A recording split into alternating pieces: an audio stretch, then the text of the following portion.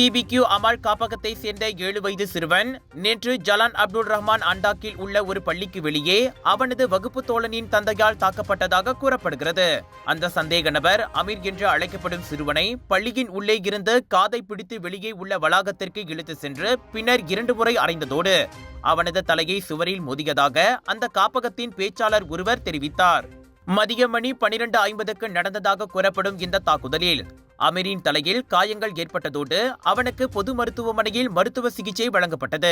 உள் இரத்தப்போக்கு ஏதேனும் உள்ளதா என்பதை தீர்மானிக்க மருத்துவ அறிக்கைக்காக நாங்கள் காத்திருக்கிறோம் என்று அந்த பேச்சாளர் கூறினார்.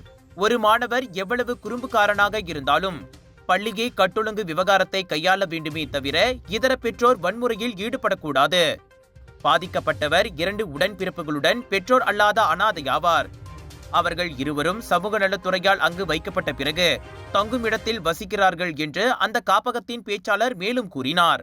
இந்த சம்பவம் தொடர்பாக காப்பக நிர்வாகம் போலீசில் புகார் செய்துள்ளதை தென் ஜொஹோர்பாரு போலீஸ் தலைவர் துணை கமிஷனர் ரவுஸ் லமாட் உறுதிப்படுத்தியதோடு இது குறித்து விசாரணை மேற்கொள்ளப்பட்டு வருவதாக தெரிவித்தார்.